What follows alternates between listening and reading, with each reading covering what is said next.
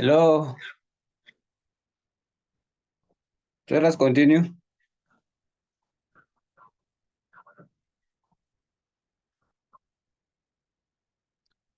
Let us continue. So I hope you can see the board. So let us continue with the Venn diagram. The Venn diagram was our topic that you are supposed to do today.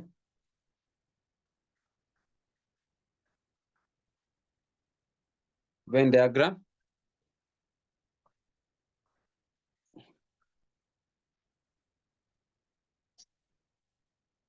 So we are continuing with quantitative analysis.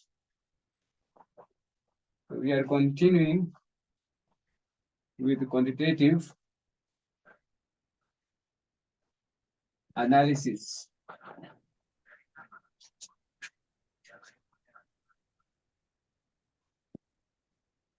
So our topic is Venn diagram.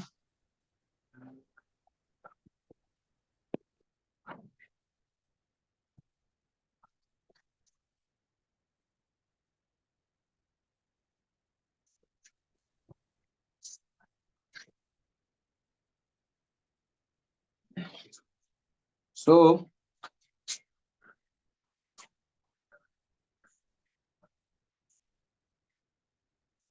quantitative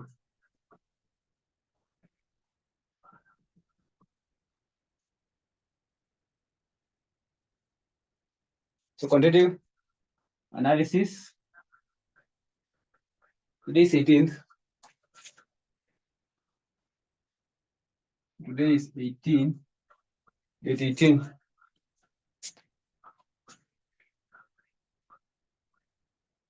Okay, I think now you can see the board. So our class is quantitative analysis. Now, Venn diagram is our topic.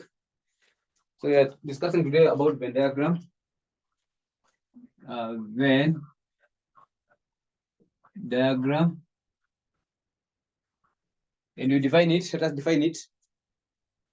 Let us define what is Venn diagram. So Venn diagram is a diagram which is used to represent the sets. So it is used to represent the set. So you can say sets are represented in a Venn diagram. So Venn diagram is a diagram which is used to represent sets. By circles, drawn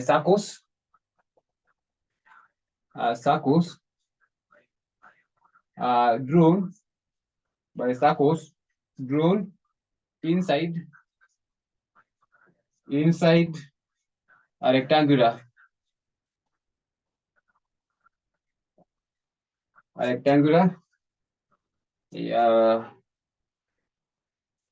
representing universal set, representing universal set, representing universal set.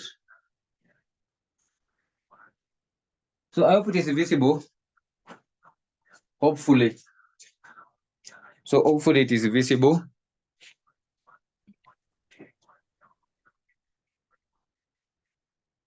So a sets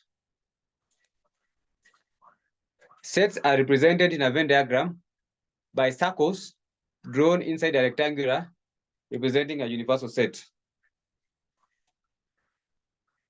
The region outside the circles, the regions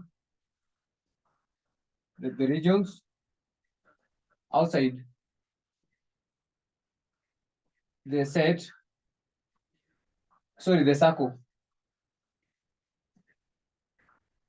So the region outside the circle represent complement set. Represent complement set. Represent complement set. So the region outside circle represent complement set. And then the overlapping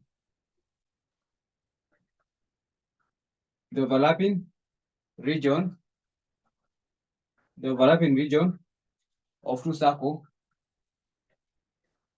of the two circles represent intersection. Represent intersection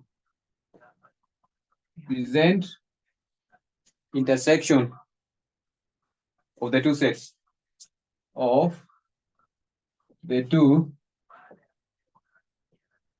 two sets.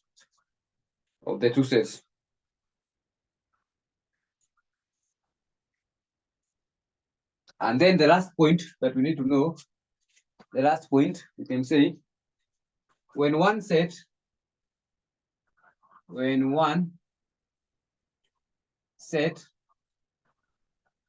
is a subset,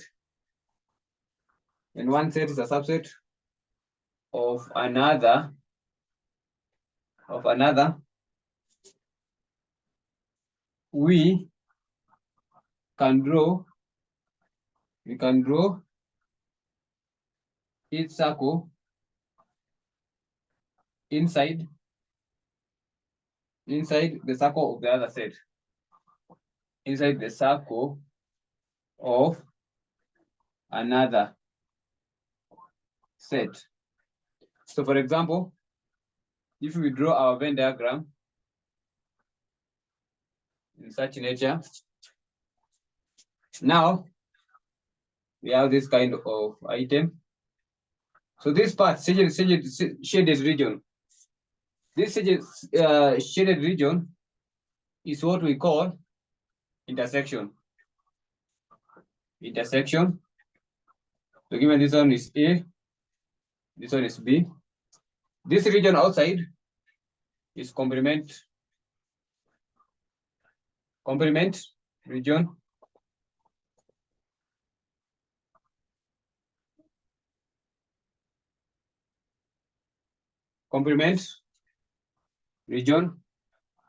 And then the entire rectangle with the circle inside is universal, or the total. What else? And then if you draw another circle inside, let's call it set C, inside set B. So set C is a complement of B. So when you have another set of another set, then it's a circle inside the circle. So this one inside is a complement of B. Not a complement, I mean subset. It's a subset of B. Now we can do some question in past paper. You don't have to stay here for a lot of time. So I want us to do a question in past paper. So let me find a question, then I share as you write the notes.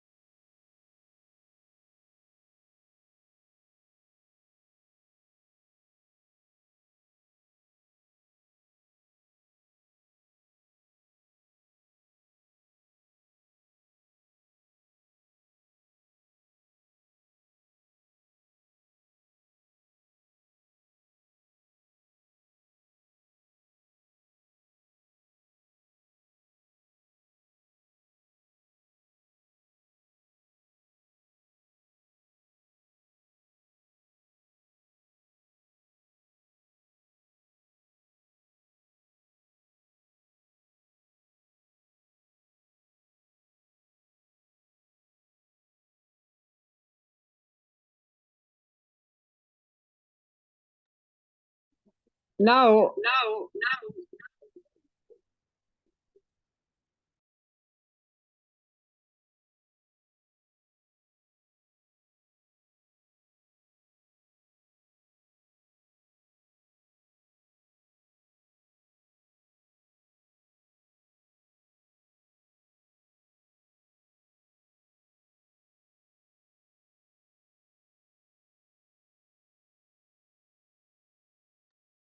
now, I hope mnanisikia. So now, that's the question. This is the question for which sitting? Last sitting, there was no question in last sitting.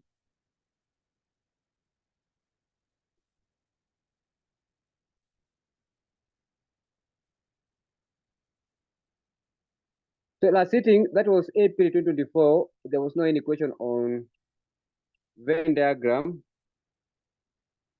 So there was no any question on Venn diagram. But for December sitting, December,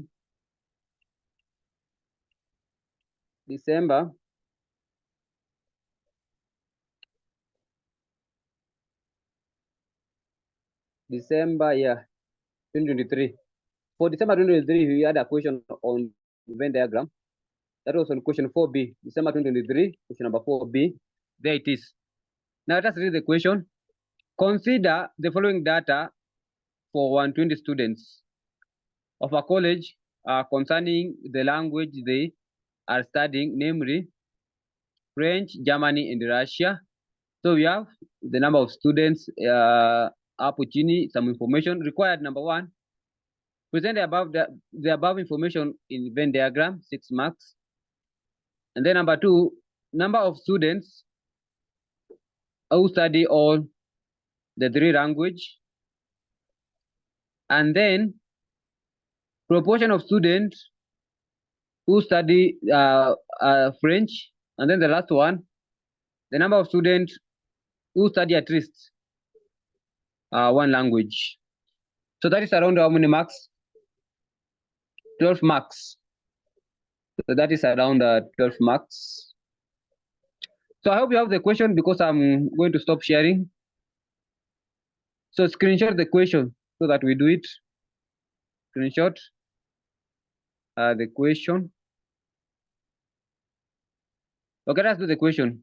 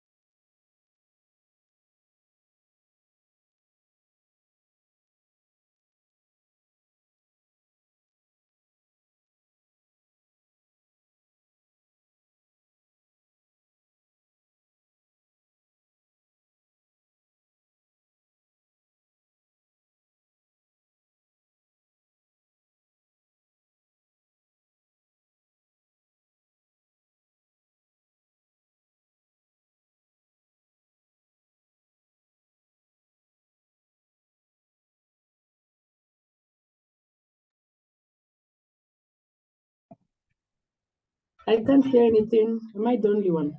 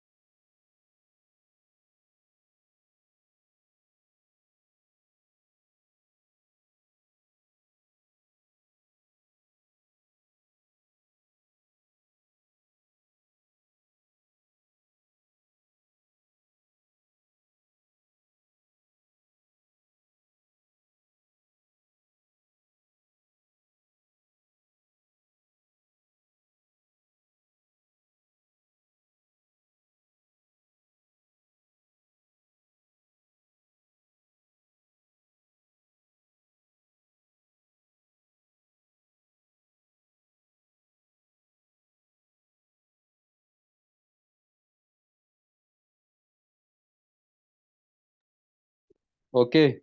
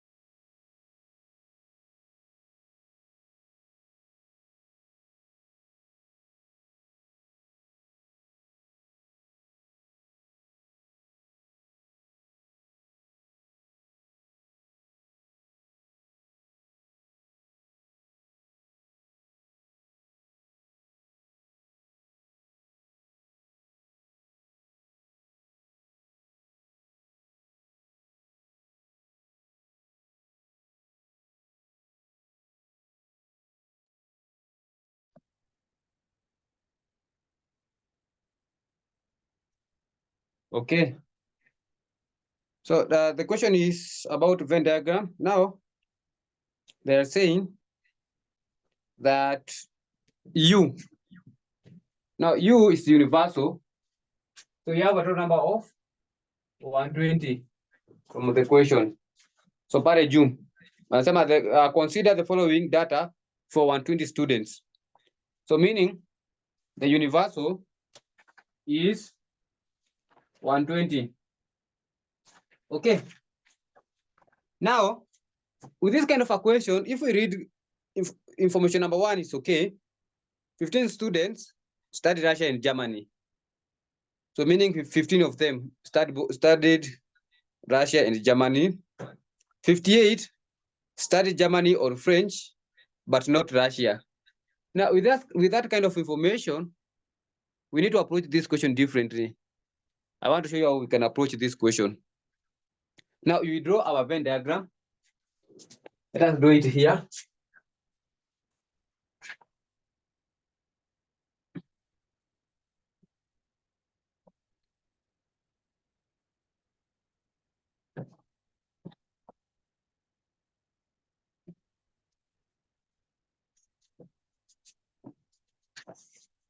So we have 3 language.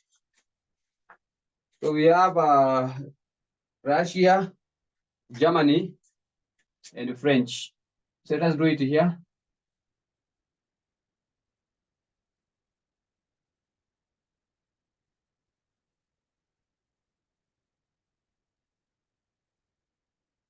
So we have one circle for one language, then another circle for another language, then another circle for another language. Now, what we do,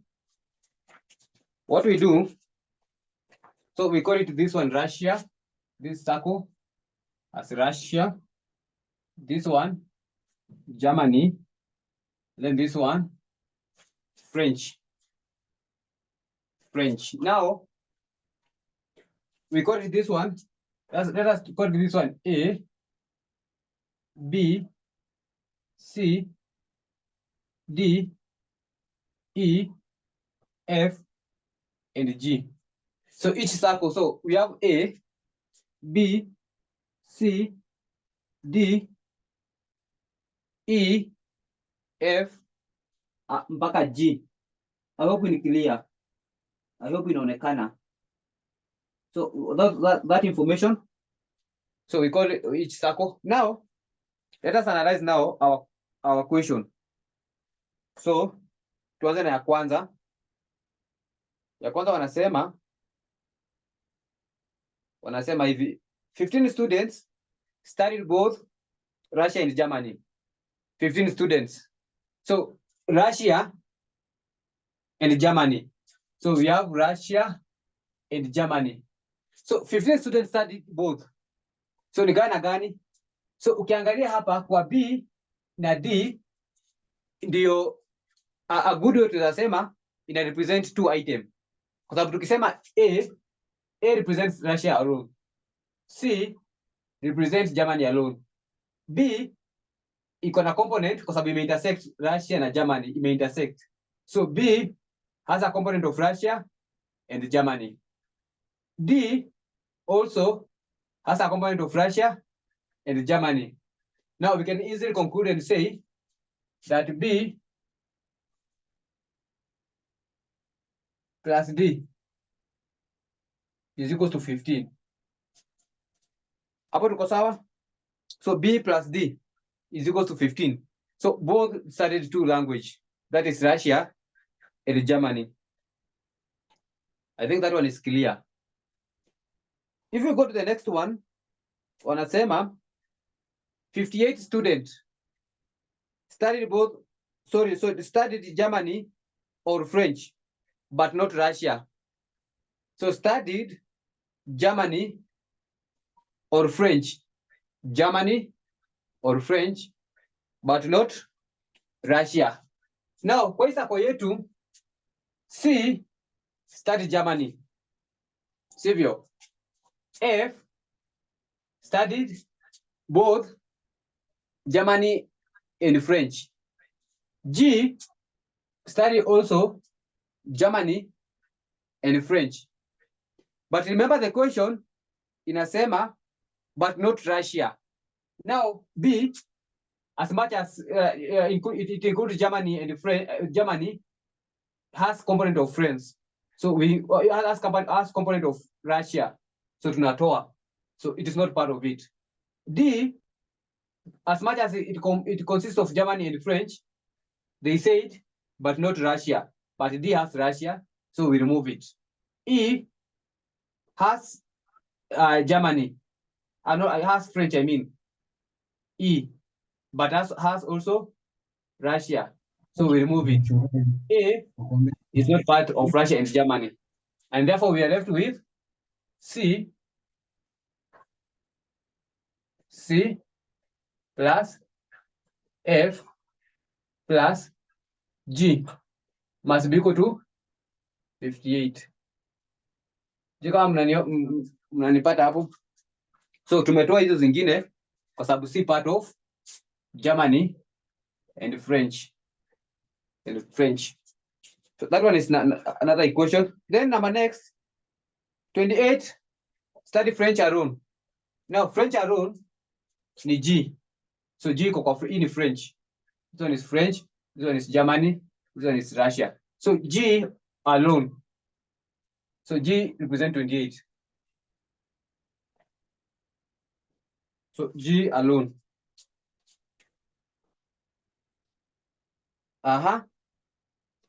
Next we can say 90 students study French or Germany. French or Germany. So 90 students studied French or Germany. So French or Germany. So tunaangalia zote ziko na French na Germany. Tunaachana yenye haina French na Germany. So tukianza na history yetu, C it is there kwa sababu iko na Germany. So wamesema Germany or French. Wakisema Germany or French, yenye iko na either of them unachukua. F iko na both. So iko na both tunachukua. G iko na one of them tunachukua kwa sababu ni or. Or means it can be one of them or both. Aya, what about C? C tumechukua C, F na G. What about E? So E ni sawa kwa sababu iko na French. So wamesema or. So E iko na French. Ni sawa, that one is fine. D iko na French na iko na Germany, so tunachukua. It has one of them. Ikiwa na or, you pick either. Yenye iko ama yenye haina. Bora yake moja iko nayo. What about B? B iko na Germany and Germany is part of it. So tuna pick. So itakuwa ni C plus F plus G plus E plus D plus B. So we can say C plus F plus G plus E plus D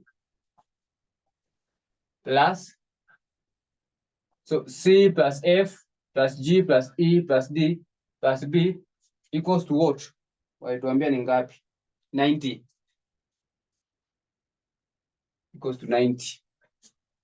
Atende kwa hiyo next. 20 students study French or Russia. French or Russia. Or not or, and. Remember kuna difference between or and. Or means zote. And means specific.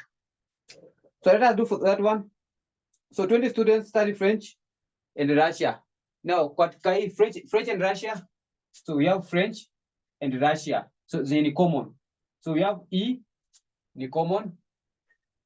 Kwa sababu E imekatwa na Russia na French. Also D is common because imekatwa na Russia na French. The rest hakuna. So ni mbili tu. So and most when talk about and inakuanga mbili kama hapa tunaona ni mbili na pia hapa ni mbili. So the first one is and, the second one is and. So kutumia the word and. Then another information hapo chini, 44 students studied at least 2 of the 3 language. So when you study at least 2, tuanze na E wamestudy at least 2. Russia and French. Aya tukuja kwa F. Also F studied at least 2. That is Germany and French. Plus B also studied at least 2. That is Russia and Germany.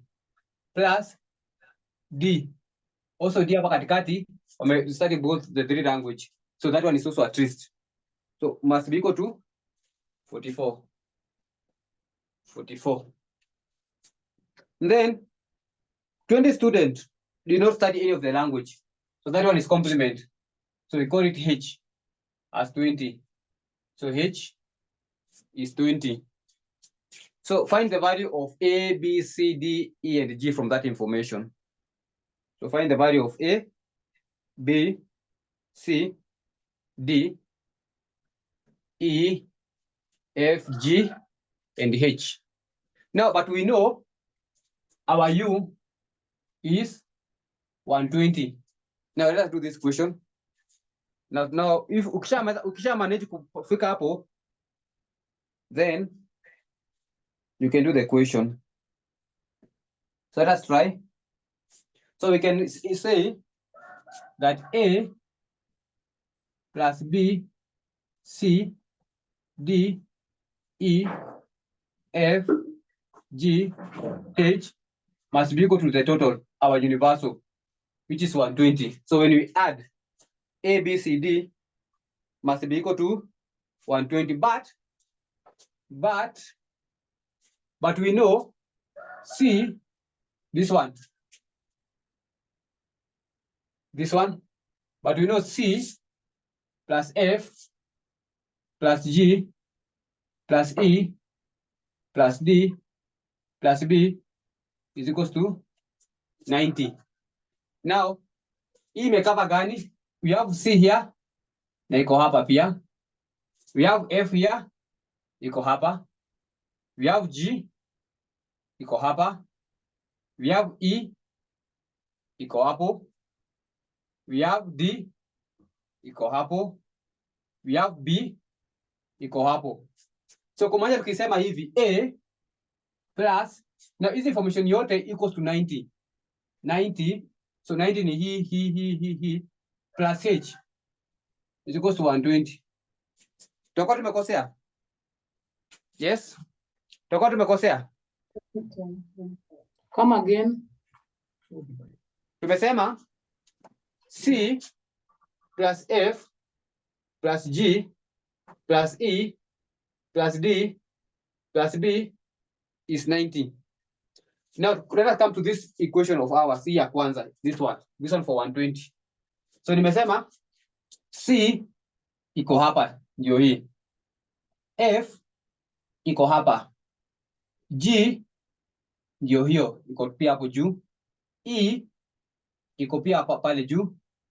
D iko hapa juu na pia B. So kumaanisha hizi zote represent 90. This one kwa sababu zote ziko kwa hii equation yetu.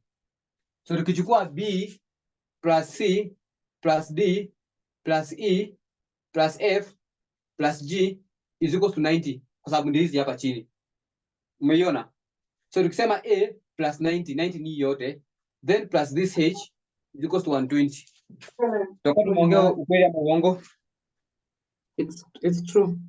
It is true, but we know H is 20. Now we have our H here. So A plus 90 plus 20 is equals to 120. Now find A. What will be the value of A? Tutakuwa 120 minus 90 minus 20. So meaning A is around 10. A is around 10. So A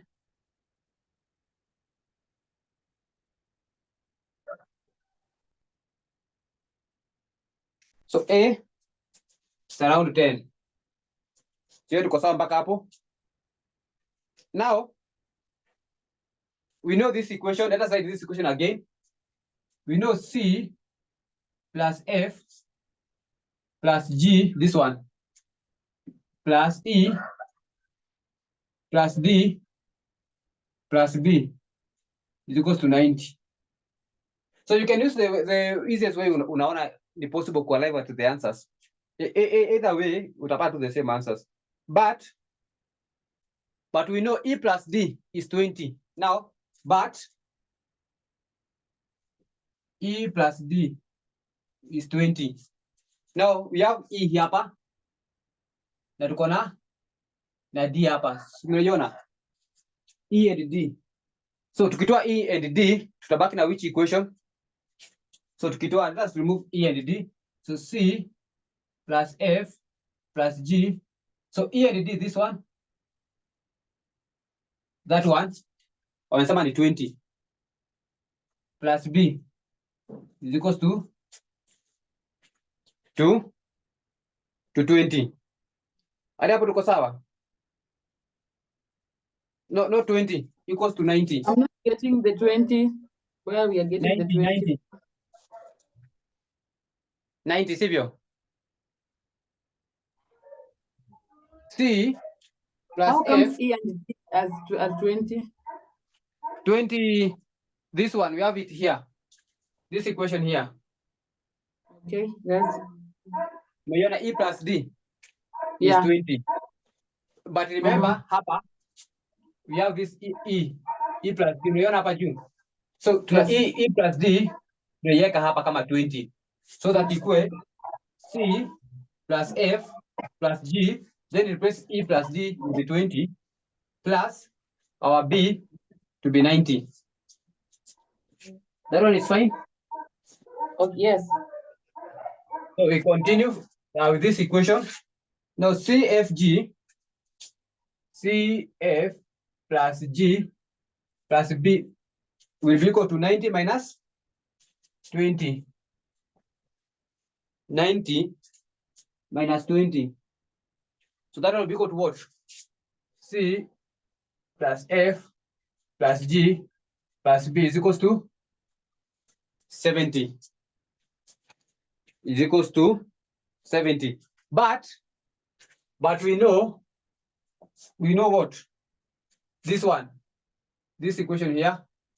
But we know this one, C plus F plus G is equal to 58. So unaiona this one, kuna hii equation, C plus F plus G is equal to 58.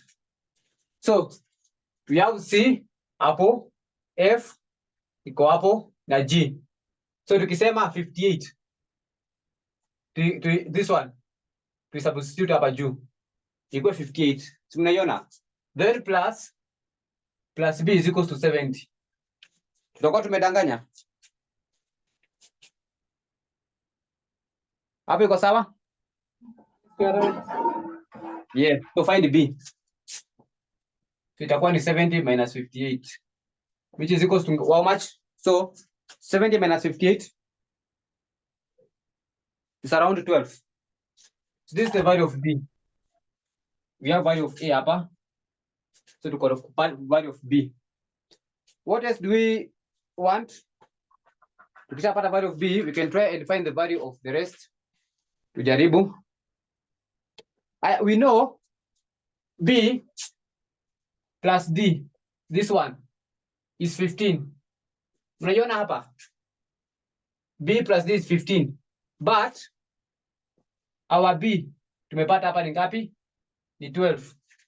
So we know B 12 plus D is equal to 15. So what will be our value of D? It will be 15 minus 12, which is equals to 3. So that is the value of D. Correct? Correct, sivyo? Also, we know from this equation here, E plus D, kama mnaiona, E plus D, this one, E plus D is equals to 20. But we know our D is 3. Now we can say E plus D, our D is 3, is equals to 20. Our E will be equal to what? To 17. Is that correct? E equals to 17. Ukweli?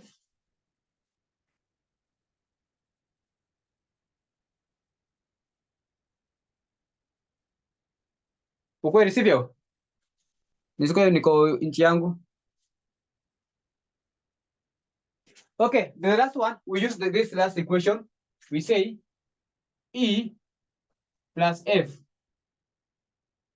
We say E plus F plus B plus D is equals to 44. Now, we have the value of E as 17. Sivyo? E 17. We don't have F. We don't have F. But we have B. B as, we have it here as 12. And we have D. D as, D as 3. So D as 3 is equal to 44. Find F. So F will be equal to 44 minus 17 minus 12 minus 3. So what will be the value of F? It's around 12. It's around 12. It's around 12.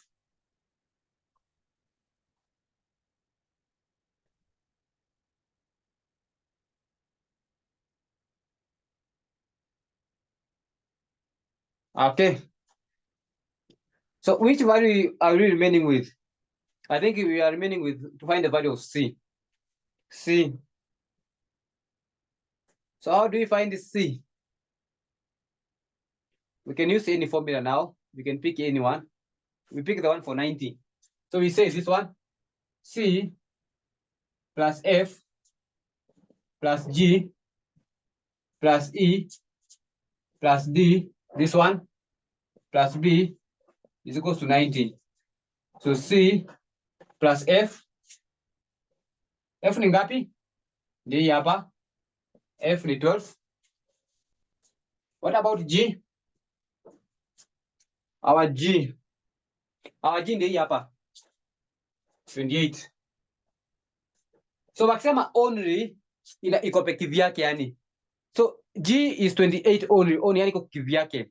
Hakuna mtu mwingine ndani. Then we have E. E iko wapi? E ndio hii hapa as 17. D iko hapa as 3. B tulikuwa tumepata somewhere. B iko hapa as 12. Now find C. So C will be equal to, so this one is equal to 90. So that one is equal to 90. So find C. So itakuwa 90 minus 12 tukipeleka huko minus 28 minus 17 minus 3 minus 12. So meaning our C is 18. Meaning our C is 18. Now require, so that is all. That's what imeisha. So what they required us to do is to prepare a Venn diagram. So let us prepare it according to the requirement. So it was 6 marks. So let us prepare it. So it wasn't A. A is the 10. Aya, B is 12. This one. B is 12. I hope inaonekana. So B is 12. And then we have D. D is 3. Then we have E. E is 17. Then we have F. F as F ndio hii hapa as 12. Then you have C as 18. Then you have G as 28. So that is part A. That one is part A of the equation. So that's how you present the Venn diagram. That is all about the Venn diagram. So part B, number of students who study both the 3 language. So hiyo tunawekea hapa. So number 2. So the number of students who study both 3 language ni the center part.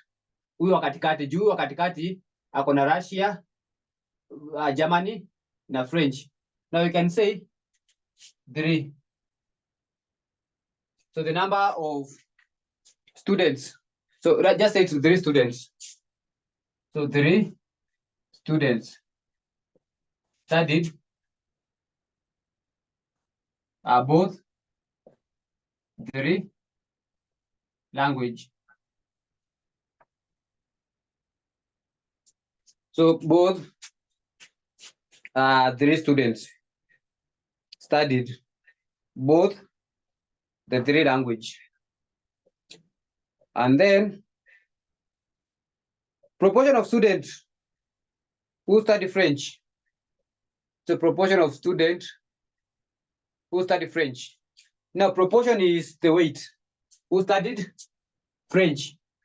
Now the student who study French, the hour, we have 28, 12, 3, and 17. So French, so ni tunaanza na huu hour 28 only. 28 only. Then kuna 12 wenye alikuwa amecombine na another subject hapa na Germany. Then we have another one 3 here wenye alikuwa amecombine French na the other 2 subjects. That one is 3. Then kuna huyu E 17 mwenye alikuwa amecombine Germany, not Germany, I mean French and Russia. That is 17. So what is the total? So let me take a calculator. So the total is 28 plus 12 plus 3 plus 17. That one is 60. But they want proportion. Now, the proportion is 60 over the total number of students, which was 120. And therefore the proportion is a half. So the proportion is a half. So proportion is a half. So you take, so for you to get the proportion of something, you take the number of students of that something, then you divide with the total number of students. So the total number of students you go now, 320 students. So you take the total number of students who study French, then you divide it with the proportion. Then the number of students who study at least one language. At least one language, you kumaanisha I study one language and so on. This one is very simple. At least one subject. Now, it is the total number of students minus those who did not study anything. The number of students who studied at least one subject is only 100 students. So at least one subject kumaanisha either they study French peke yake or French and akaongeza zingine at least one. So inaweza kuwa French peke yake, inaweza kuwa French and Germany, inaweza kuwa French and Russia, inaweza kuwa French, Russia and Germany, zote combination. So ama kama utachukua 100 minus 120, add everything, 10 plus 12 plus 18 plus 3 plus 17 plus 12 plus 28. It must also be give you 100. So at least one subject. So 100, huyu tukisema 10, at least I study Russia. So at least one. Kumaanisha za kuwa one or more. Tukisema B 12, I study at least Russia and the same time at least Germany. So alifanya mbili. 18, I study at least one, that is Germany. So also form the category. So that one marks the end of that question. So number of students who study at least one language is 100 students. 100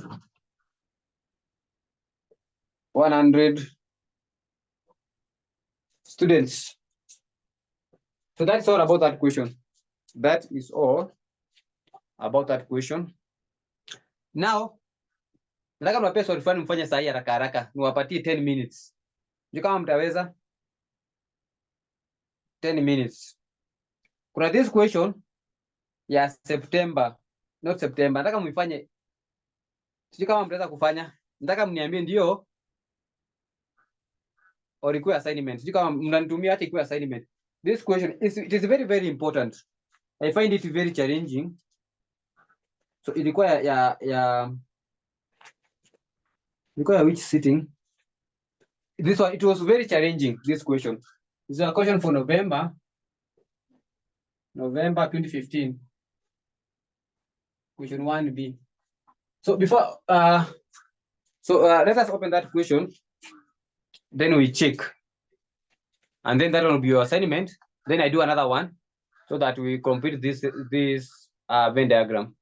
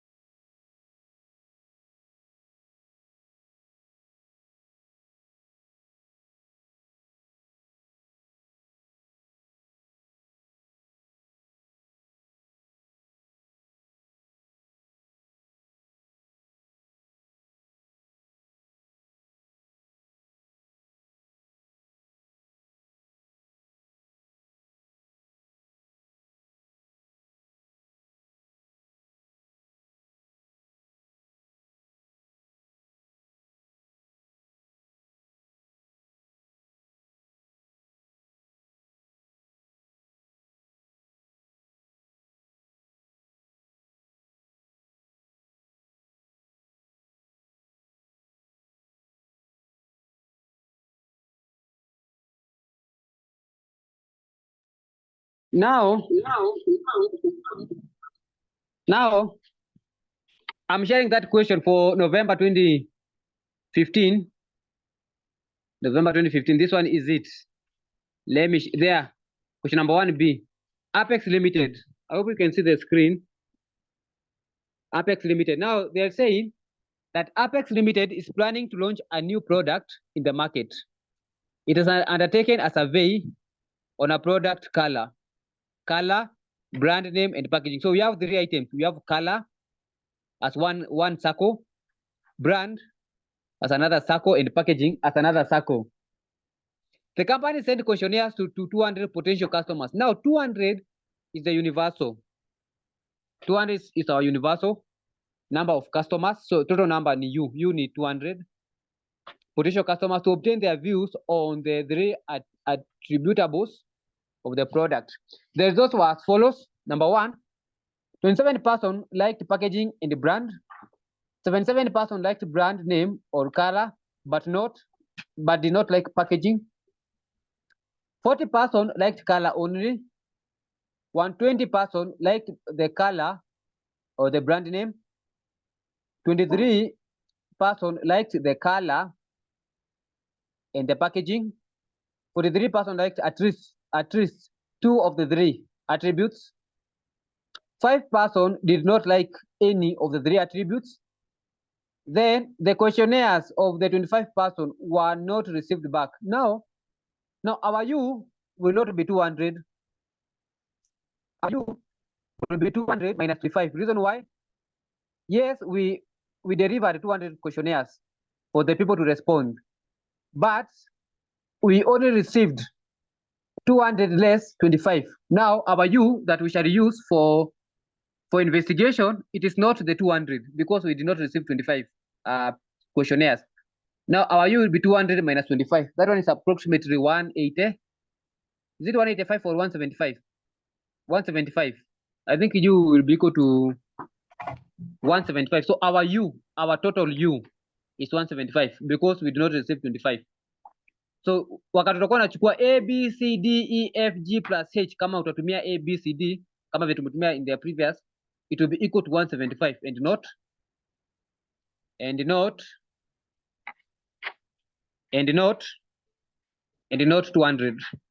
So can you do that question so that we can do another one where we don't it is not necessary we use the items A, B, C, D, E, kwa sababu kuna swali zenye lazima utumie A, B, C, D. Kama hii lazima utumie A, B, C, D, E, F, G, H blah blah blah, but kuna zingine si lazima. So this one you must. There's no either way we can solve that question. Only to collect the item together, then we solve them. Hiyo iko sawa?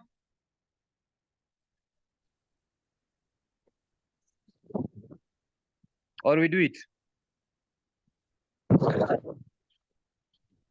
We do it. Follow a moto, can you?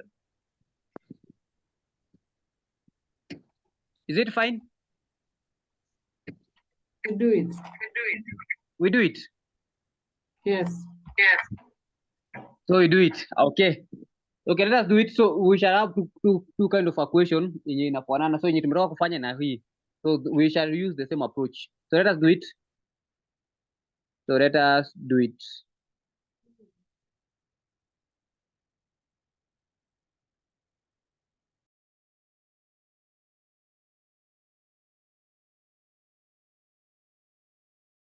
We do it.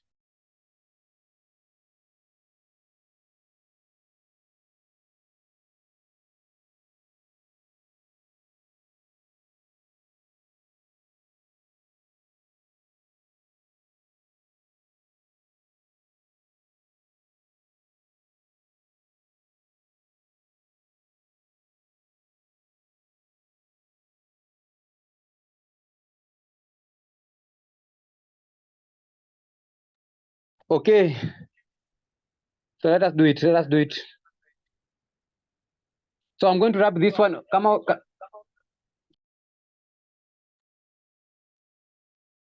Kama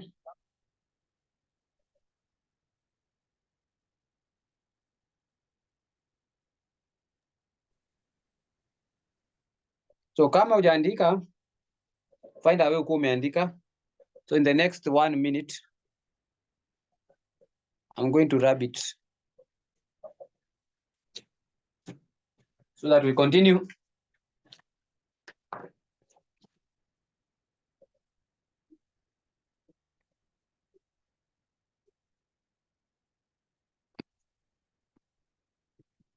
Or we just screenshot wenye wamejoin tu saa hii.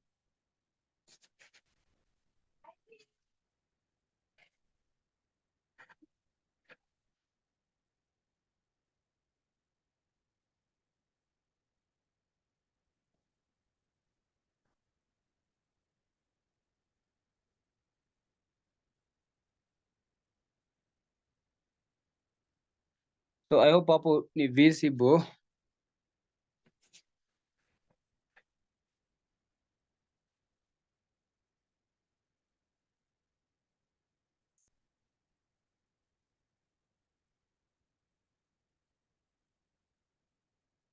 Sawa. Sawa sawa. So I'm doing away with this one.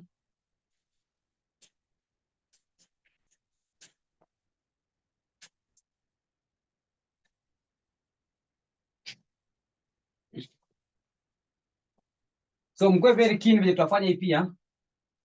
We'll be very very keen.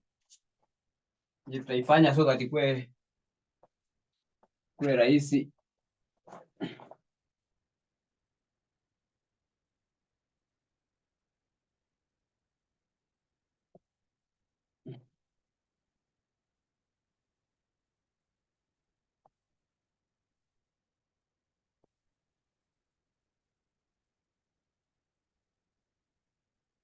Okay.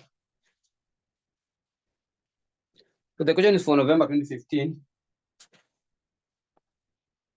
So November 2015, question number 1B.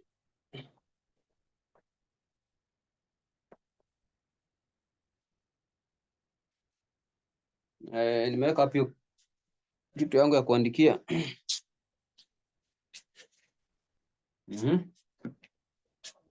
Nimetupa dunia gani?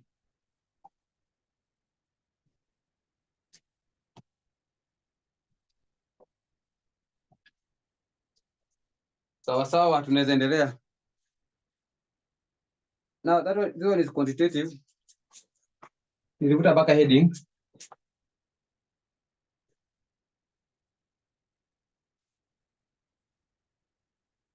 Quantitative analysis.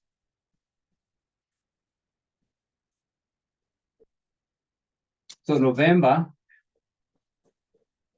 2015, question number 1, number 1B. So November 2015, question number 1B. So let us do it.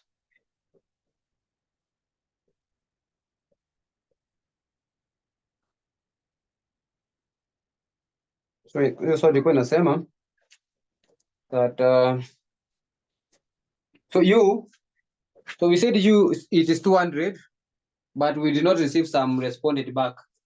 So we reduce it by those amount. So 200 minus 25, meaning our U is 175, because we cannot do analysis for something we do not receive. So we do away with that one. What we don't not receive, we do away with it. So we did not receive that one. So meaning our new U, it is 175. Though we wanted 200, but we did not receive some of the respondents from the interviewers, from the people we interviewed, and therefore we remain with 175. So let us start with the first one. 24 students, not students, 24 persons liked packaging. Okay, hata before tufanye hivyo, let us draw the diagrams. So before that tufanye, hata tuchore hizo diagram.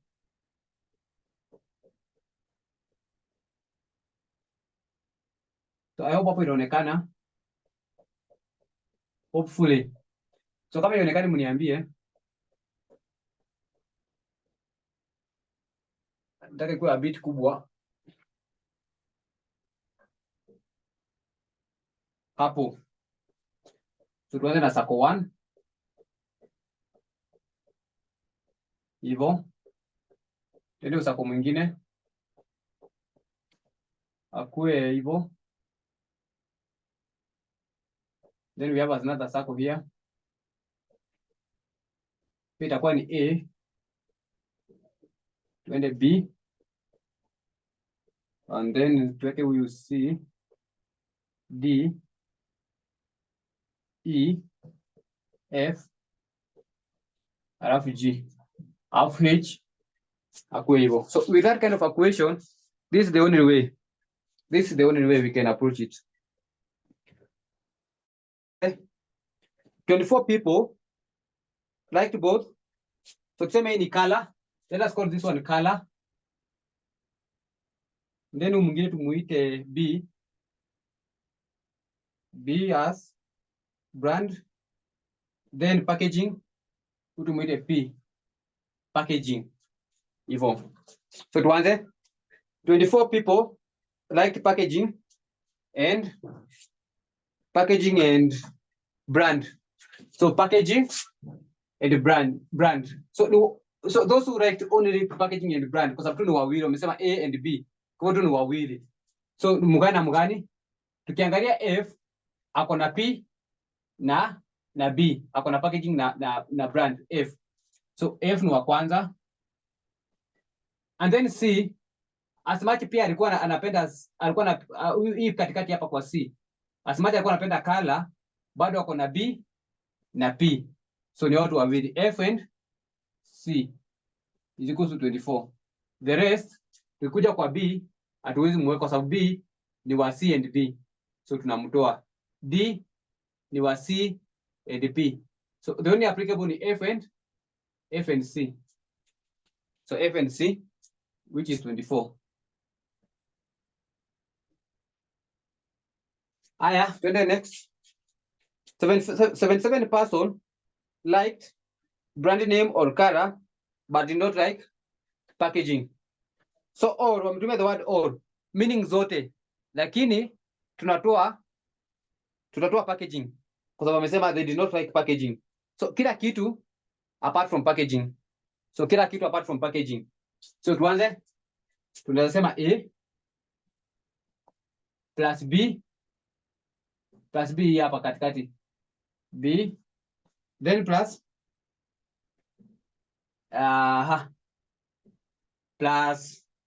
G. So huyu plus huyu. Hatuwezi weka C kwa sababu ako na packaging. Na hii solo umesema they did not like packaging. So packaging hakuna mahali tunamweka. So C hatutamweka kwa sababu ako na packaging, D ako na packaging, F ako na packaging na E ako na packaging. So tunamtoa hao. So inabaki ni A plus B plus G must be equal to 77. So A plus B plus G. So hiyo ndio inamaanisha C or B but not P. So penye hii P imepitia hii sako ya P, penye imepitia tu ndani unatoa zote. So ukiangalia kwa hii sako yetu kwa P ndani tuko na D, tuko na C, tuko na F. So wao unawatoa automatically, they do not qualify because wanasema 77 person liked both brand name or color but not packaging. So tunatoa packaging. So tunaweka wote wa C and B but packaging isikuwe ndani. Next, 40 people liked color alone. So color alone inamaanisha ni wakiweka jina only, ujue tu ni ya hiyo peke yake, hakuna ingine. So A ni A inamaanisha C only. G inamaanisha B only. E inamaanisha A inamaanisha P only. So A only ni color which is 40.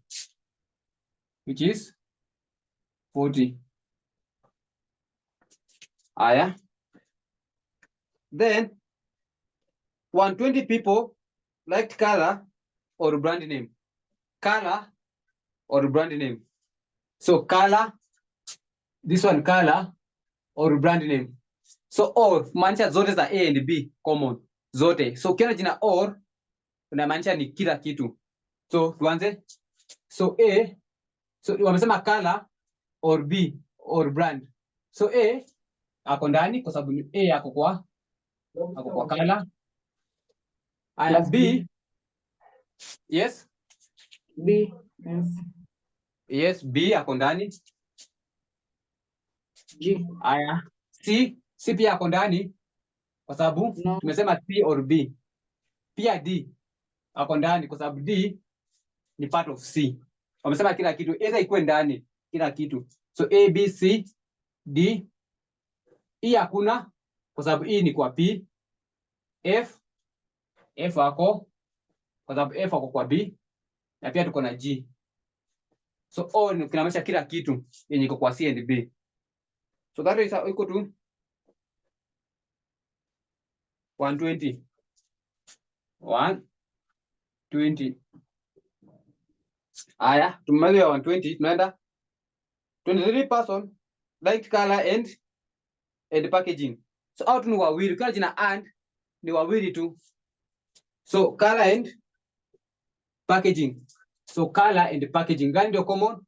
Ni D and D, kwa sababu D ako na C na P, na pia C ako na C na P. Hata kama kuna B bado C and P iko ndani. So D plus C, which is equals to 23. 23. Sivyo? Yes. So that is equal to 23. Then for the 3 people liked at least 2 of the 3 attributes. So at least 2. So at least 2. Tuanze na gani? Tuanze na B. B iko na C and B. So hiyo ni moja kwa sababu iko na at least wawili. So at least 2. Tuende kwa C. C iko na wawili. Iko na watatu. Iko na C, B and D. So that one is at least 2 also. Plus C. Aya, what about D? Yes, D iko na wawili pia, iko na C and P. That one is at least. Aya, F also iko na at least wawili, iko na P and B. Aya, what about G? G ni mmoja, tunaachana nayo. A ni mmoja, tunaachana nayo. A ni mmoja, tunaachana nayo. H hakuna. Sasa ni biko tu. Walisema ngapi? 43. Any other thing? And then H is equal to 5. Then the last one, 25 as equal received, so tuna reduce hapa. So the 25 were not received back. So 200 minus 25, which is 175. Now we can do the question. So the first thing you do, you say A plus B plus D plus D plus E back at H equals to 175. So utasema hivi, A plus B plus C plus D plus E plus F plus G, A, B, C, D, E, F, G plus H is equals to 175. Now we can try and solve. Now we can try and solve. So let us try and solve. So we can say, let us conclude and say, now, so how can we conclude? How could we conclude this kind of a question?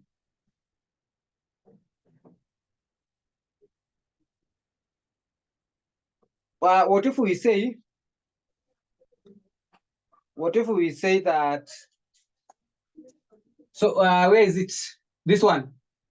Tuseme, so but A plus B, inaonekana, plus C. So A plus B plus C plus D plus F plus G is equals to 120.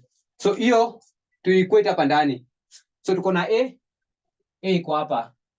Tuko na B iko hapa.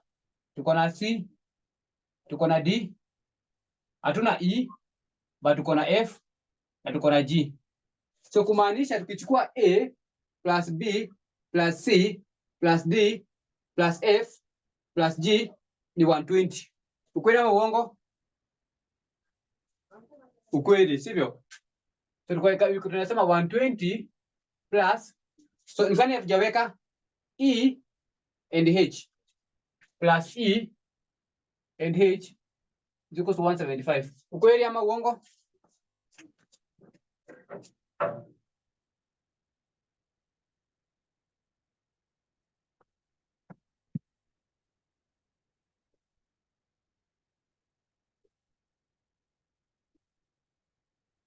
Is it true or not?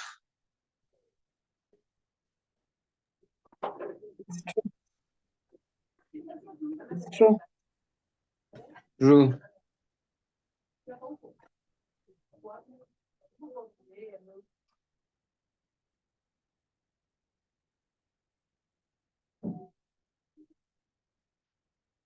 Okay, let us try and continue to solve. Now, but we know, but H is, so you know our H here is 5. So we can say 120 plus E plus 5 is equal to 175. So meaning our E will be equal to 175 minus 120 minus 5. So what will be our E?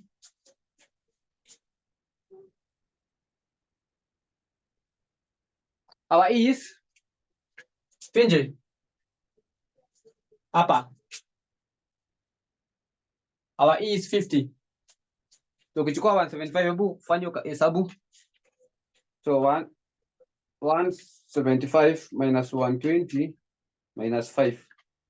That is 50. I think that one is correct. Let us continue and we say, can we solve using another formula? Let me see if it is possible. Let us try. Let us try this one. We say, let us say this one, the 120. We say A plus B plus C plus D plus F plus G is equals to 120. This one. But ukichukua ya kwanza hii ya E 77, but A plus B plus G is equals to 77. A plus B plus G is equals to 70. A plus B plus G is equals to 77. So let us substitute hapa juu. So hapa iko na A, iko na B, na iko na G. So tukisema 77 plus hatujaweka C, hatujaweka D, na what else? A, B, G. So tukisema 77 is equals to C, 77 plus C plus D plus F is equal to 120, meaning C plus D plus F is equals to 120 minus 77. 120 minus 77. So 120 minus 77, that one is around 43. That one is around 43. Now, what else can we use? But we know also that C plus F, C, this one, F plus C, C plus F is equal to 24. Can you see it? So C, F plus C is 24. So kumaanisha huyu plus huyu ni 24. So tumebakisha ngapi hapo? D equals to 43. So our D will be equal to 43 minus 24. So what will be our D? So 43 minus 24. 19. Yes, 19. 19. So tumepata E. Hiyo, which else tumepata? Hakuna nyingine tumepata. Maybe tunasema tuko na A. Kwa sababu A ilikuwa A only. You know it is 40 hapa. So tumepata D. D iko wapi hapa as 19. Okay, tujaribu kusolve hizo zingine. But we know D plus C hapa. Look at this one, this equation. D plus C, this one is equal to 23. Kama unaiona. So D plus C is equal to 23. But our D is 19. So kumacha 19 plus C is equal to 23. So C will be equal to 23 minus 19, which is, so 23 minus 19, which is around 4. 4. So that one is C, which is 4. So C is 4. Tujaribu ingine. C plus F is 24. Hapa C plus F is 24. But we know our C is 4. So 4 plus F is equal to 24. So meaning F is 24 minus 4, which is 20. So meaning our F is 20. So our F is 20. Tumebakisha gani? Tumebakisha B. B hatuko tumepata. B. So B hakuna. Ni sawa. So tumebakisha B and G. So let us see and try and find B. We can try and find B from this equation. This equation here, B plus C plus D plus F is equal to 43. So B plus C plus D plus F is equal to 43. So we want B. We know our C is 4. Our D is 19. Our F is 20. Must be equal to 43. So B will be equal to 43 minus 4 minus 19 minus 20. So what will be that B? This one is 0. So our B. So no one took both B and C and B. So no one did. No one took color, the color and the brand. Then you can try the last one. The last one is to find now G.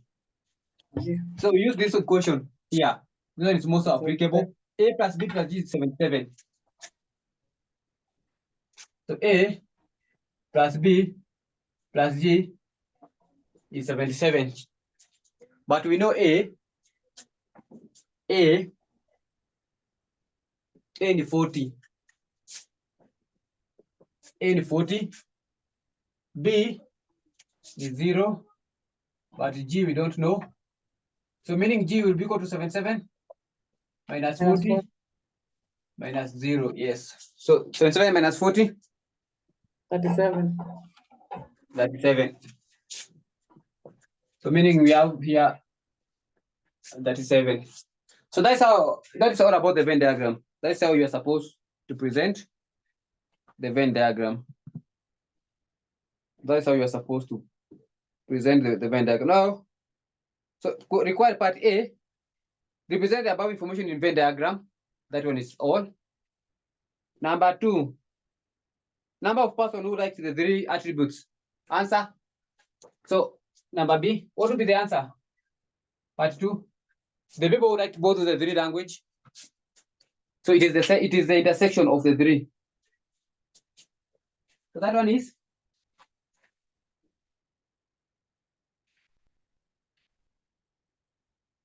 yes.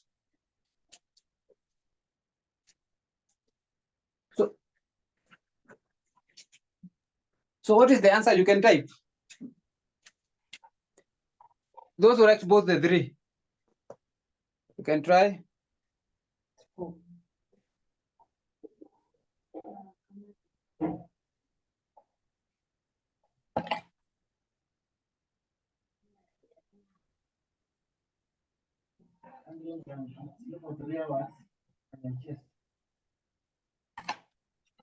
Yes?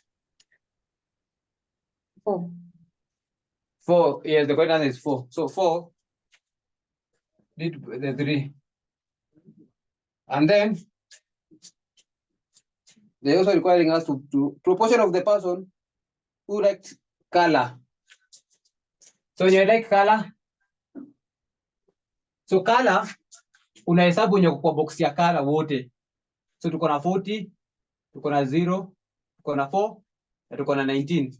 Then you divide it with the total number. The total number is 175. So total ni ngapi? So ni 40.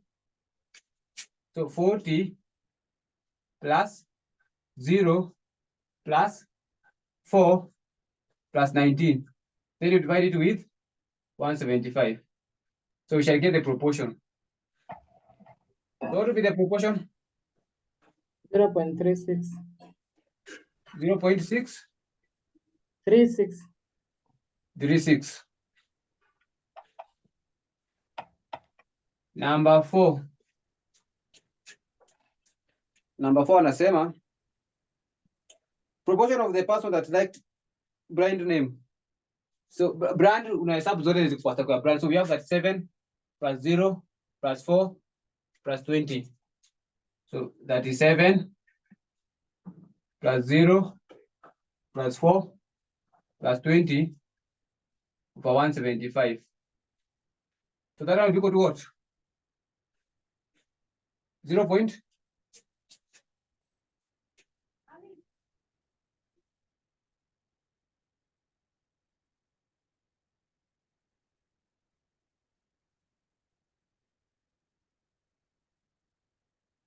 Yes.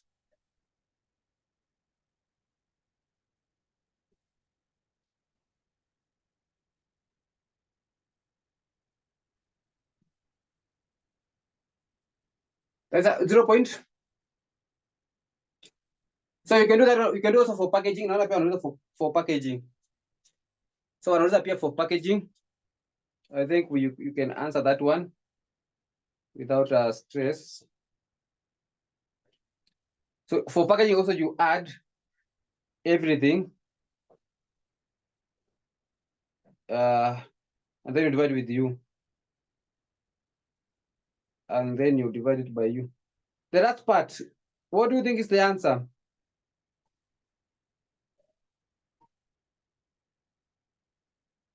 There's a last part there wanasema sijui nini, sijui amount to be attributable to what.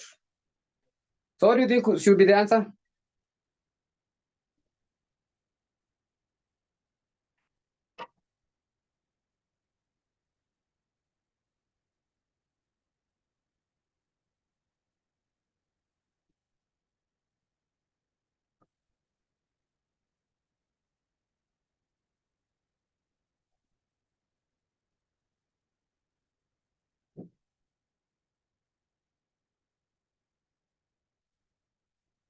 So 0.35. 0.35. Hii peni yangu ime 0.35. Then tuko na mwingine packaging. So packaging is equal to 50 plus 20 plus 19 plus 4 over 175. I think the answer is around 0.53, if I'm not wrong. 0.53. So confirm.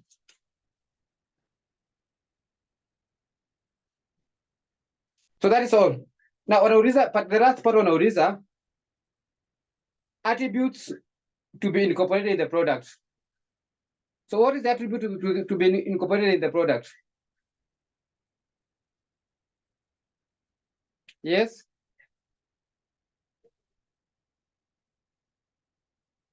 So for you to know the attributes, unaangalia kwa swali yetu, unaangalia the ones that were not liked.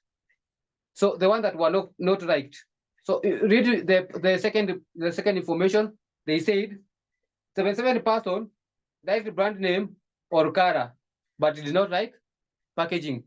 Meaning packaging was not incorporated, and therefore the item that should be incorporated is packaging.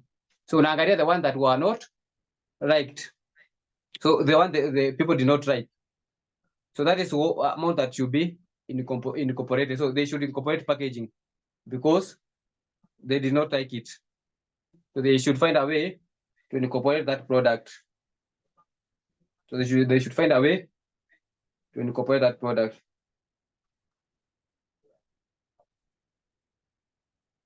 Ama ukisoma pale chini, the company policy is to incorporate an attribute if the product is at least 50%. Now, look at this one, 36%, 35, 53%. So, wanasema the company policy is to incorporate an attribute in the product if at least 50% of the respondent likes the attribute. So, there are one which is at least 50% is packaging. And therefore, the last question pale chini, yenye wanasema attributes to be incorporated, then it is be packaging. So kama hiyo information haingekuwa, ungeenda na the one that did not like. But because we have that policy there, that at least 50% will be the one to be incorporated, then we go with packaging. So any question with that question?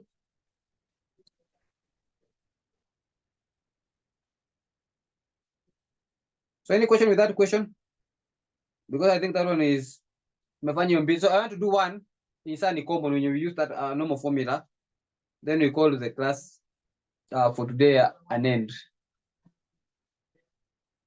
So iko sawa hiyo, so that we can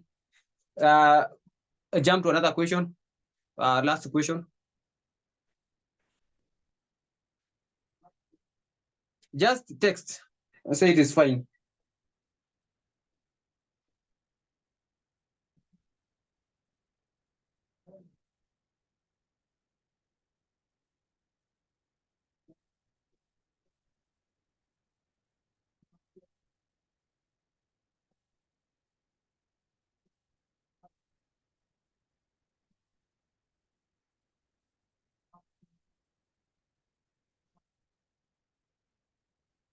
Is it fine?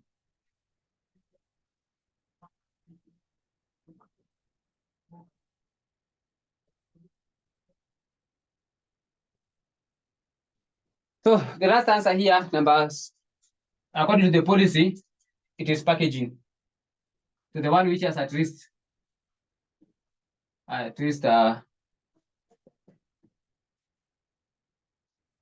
to the policy, the one which has at least 50%. Okay, let us do another question, the final one. So let me look up for a question and then we do it.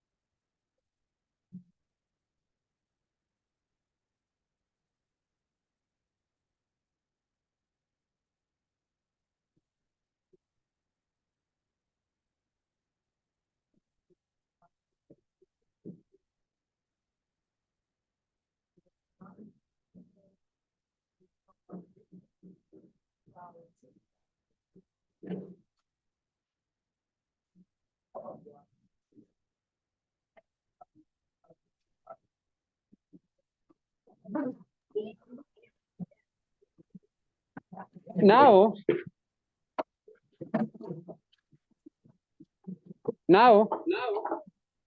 let us look for another question.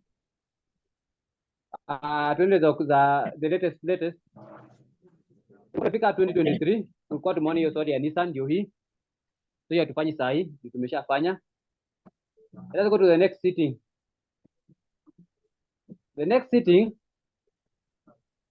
is about this sitting, which sitting acha tuone hii kama iko nayo.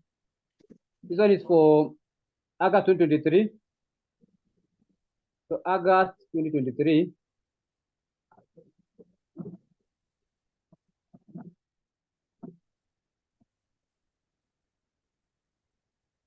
Aina April 2023. April. Now we have it. April 2023. Question number 2. Let me read it. So mnaiona. A survey was recently conducted to determine the preference of 60 customers with regard to the 3 brands: cooking oil, sunflower, and coconut. So our 3 attributes ni coconut, sorry, not coconut, coconut oil, sunflower oil, na cooking oil.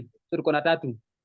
The following results were obtained. 20 customers preferred sunflower, 160 preferred coconut oil, 180 preferred olive oil, 80 preferred both sunflower and coconut, 110 preferred sunflower and olive oil, 1 preferred both coconut and olive, then 50 preferred none of the brand.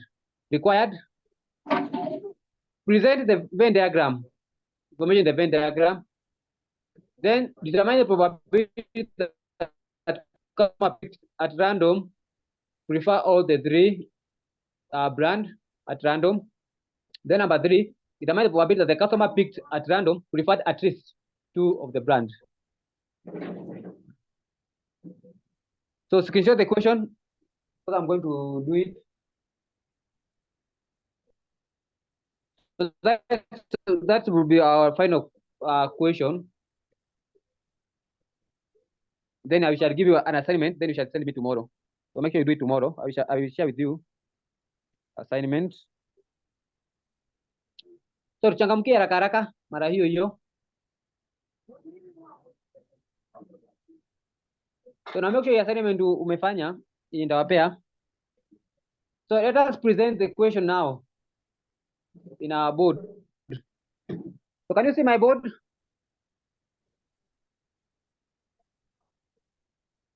Yes. Yes. Yes. Okay.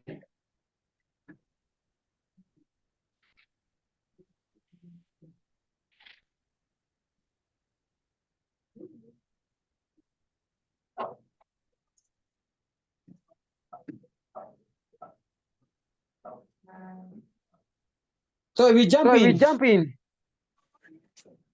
to the question direct.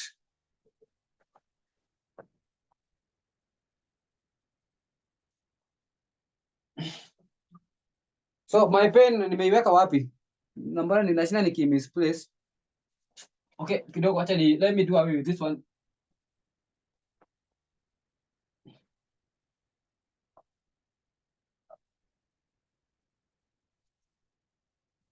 Yes, let us continue.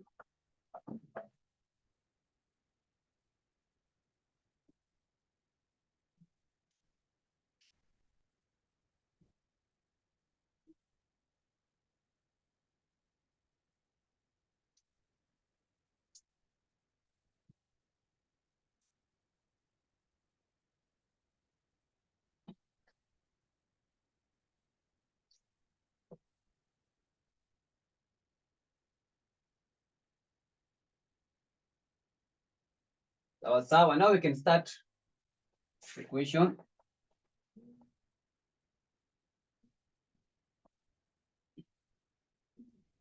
Let us try the question.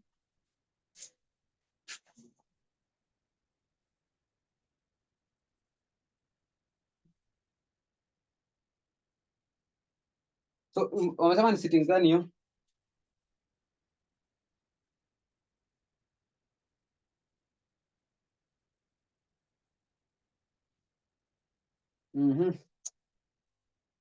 Kidogo tu nifungue swali tena kama nimetoka.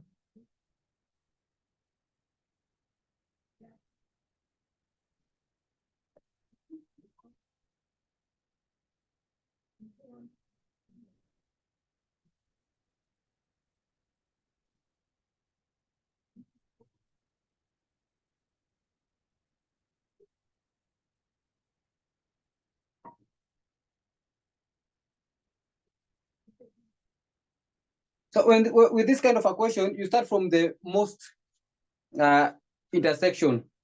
So the one that has the most intersection, you start from that point. So the question tumesema ni for August, not August.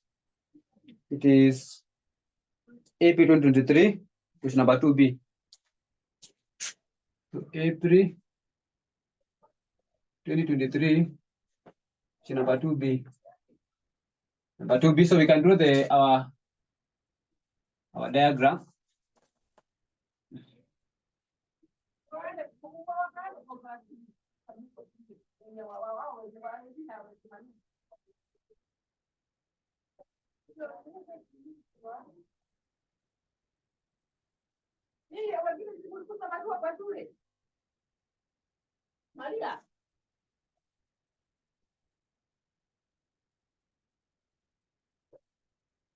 So we have coconut. So coconut tuite aje? Tuite cocoa. Then sunflower, tuite sun. Olive, tuite OLV. Now with this kind of equation, tunaona hajasema mahali sijui ati or sijui this one like this one but did not like this one. Hakuna yenye wanasema ati this one or the other one. Wametumia kila kitu and therefore this will be the best one. So our U is 360. Now kwa swali kama hii yenye haina mambo na or na and, you did not like, you did not do what, unaanza na the intersection point. Now intersection point is a point where hapa katikati, where we have both the three, where we have cocoa, which is cooking oil, coconut oil. Then you have the sun as the sunflower oil. Then you have the olive as the olive oil. So unaanza katikati now.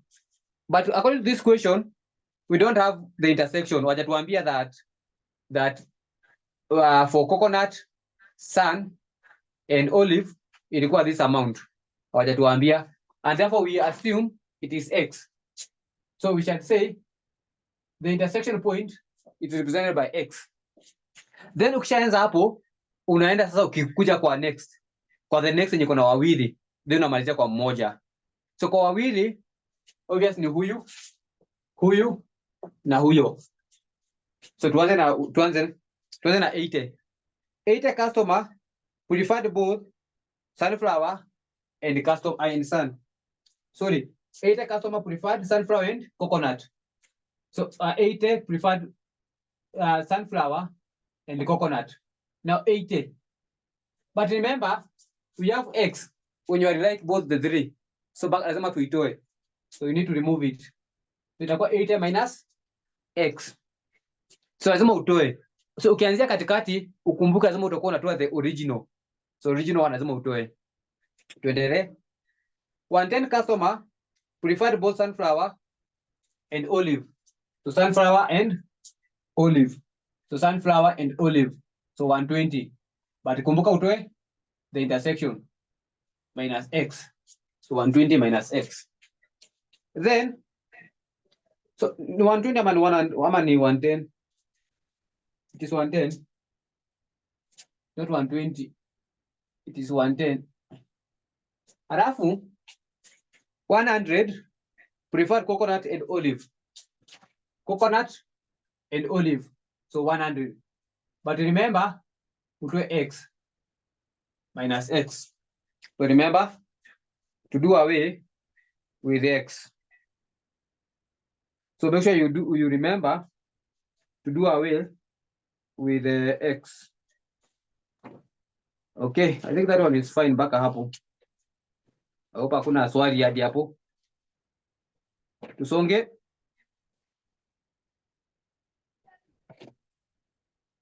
So kwa hiyo next. Kwa hiyo next ni sasa tunaenda kwa moja moja. Let's go kwa hiyo moja moja. So wanasemaje? Wanasema 220 customer prefer sunflower. So 220, so tuandike hapa, lazima tufanye working hapa. Sunflower. So 220 liked sunflower. But tuko na hawa watatu, kumbuka kwa hii sunflower ni kubwa. So lazima tutoe hii ya 120 minus X, tutoe ya X, na tutoe 80 minus X kwa sababu iko ndani yake.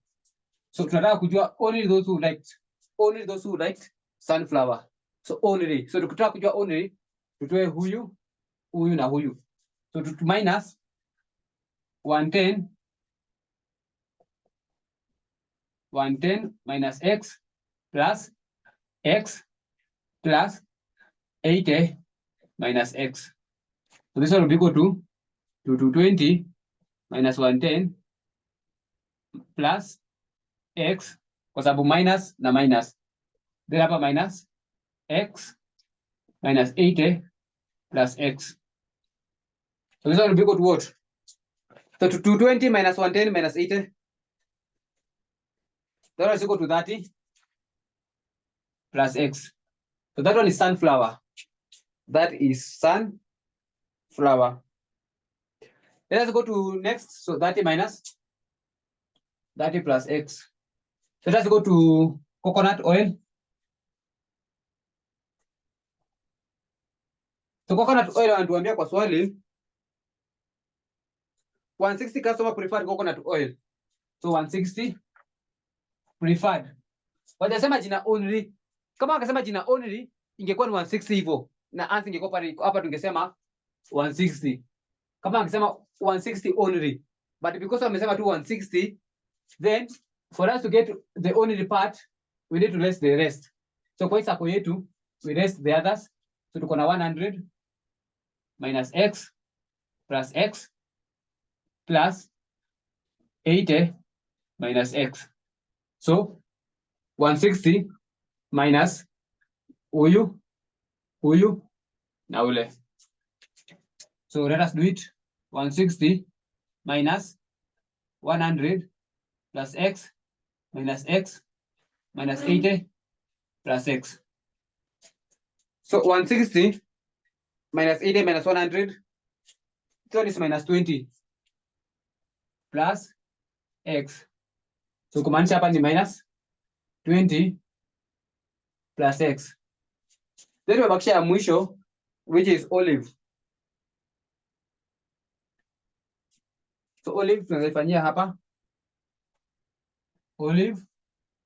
So wanasema kwa olive that 180 customer preferred olive.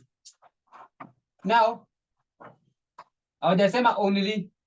So kwa sababu hawajasema only, lazima tu less. So 100 minus x plus 110 minus x. So 100 minus x plus 110 minus x plus x. So this one will be equal to what? 180 minus 100 plus x minus 110 plus x minus x. So this one will be equal to what? So that will be equal to what? To minus 30 plus x. Minus 30 plus x. Minus 30 plus x. Now the question is, let us do the equation now. We find the value of x. Now how do you find the value of x? And we have another thing. Those who did not like anything. Ilikuwa ngapi? Ilikuwa ni 50. So we have 50. So 50 did not like any of the item. So we can add everything together. So when we add everything together, it must be equal to 360. So 50 customer preferred, none of the brands. So 50 of the customer preferred, none of the brands. So we do it. So we do it here.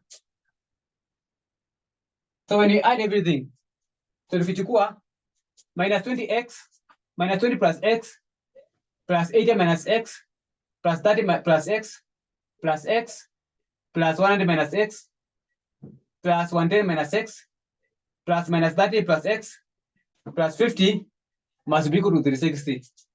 So let us do it. We say minus 20 plus x plus 80 minus x plus x plus 100 minus x plus 110 minus x plus 30 plus x plus minus 30 plus x plus 50 must be equal to 360. Must be equal to 360. So when you add everything, so we correct the item together. So we have x here, and then we have minus x upper plus x upper minus x upper minus x upper plus x, then upper plus x. This will be equal to what? So that we can find it alone. So nika kusema 1 minus 1 plus 1 minus 1 minus 1 plus 1 plus 1. This one is 1. So meaning this one is equals to x.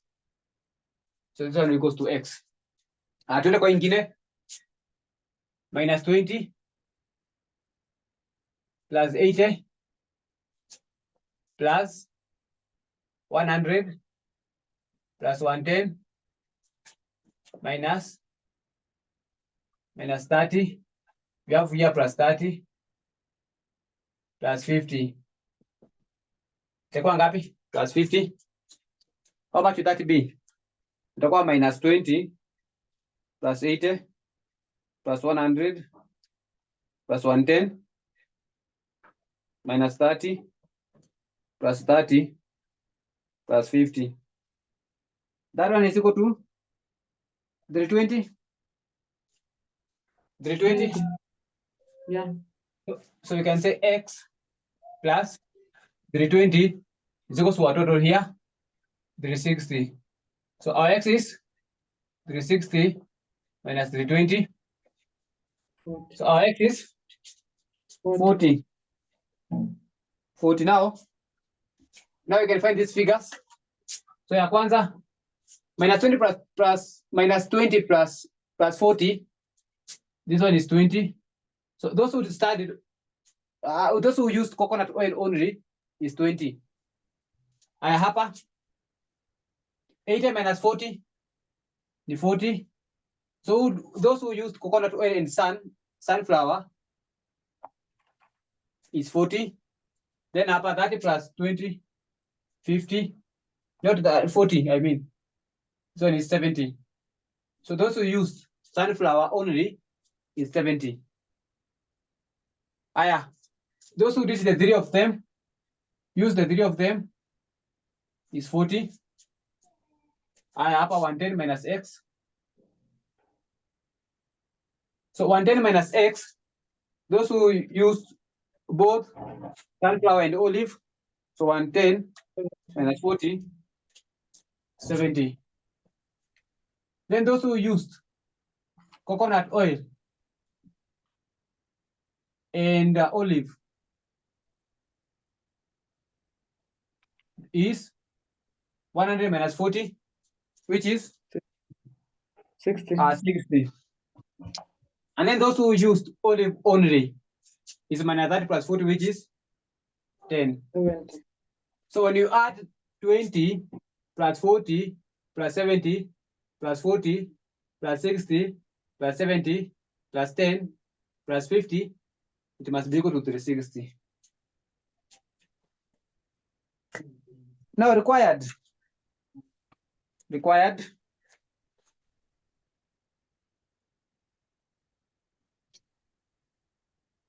Determine the probability of the customer who preferred all the three brands. So all the three brands. So the three brands ni gapi? Part 1 ni 40 over 360. So those who preferred the three brand. And then number 2. Ama, ni hapo.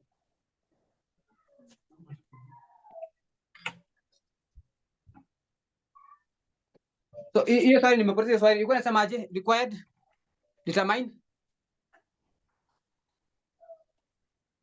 the number of customers, the probability of the customers who liked the 3 brands only. So the 3 brands only work at the intersection 40. So 40 over 360. That is the probability. And then number 2, part 3, I mean, in number 2. Of part 3, the number of customers who preferred the 3. So who preferred the 3 in Kumachani, the 3, do we have here 40? No, sorry, who preferred at least the two of them. So we have 40 plus 60, 40 plus 60 plus 70 plus 40. So those who preferred at least 2 over the total. So that will be the probability. So who preferred at least the 2 of the oils plus 70 plus 40 divided by the 60, which is 0.58. Then the other one is 40 divided by the 60 is 0.11. Tuko sawa mpaka hapo? Are we fine up to that point? Yes. Ongeza sauti.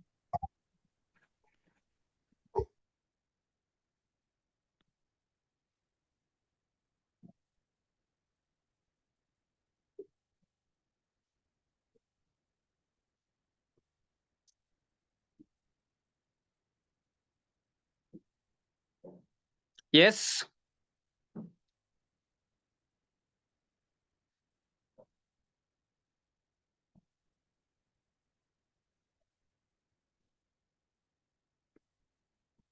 Okay, I think that is how you're supposed to do that question. Now, your assignment. So your assignment, make sure umenitumia.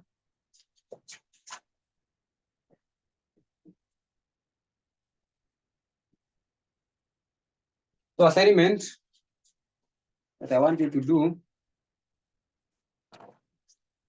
August 2022, question number 5B.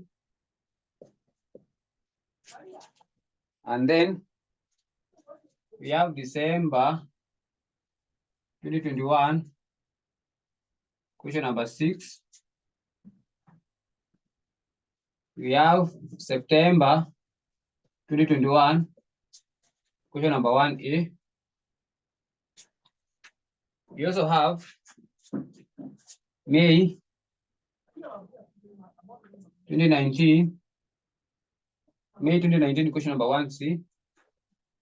You have another one here, November 2018, question number 1D. Make sure you attempt. So make sure you attempt December 2017, question number 1C. So you can do this one. This one is Nimeka star. December 2017, 1C, Nimeka star.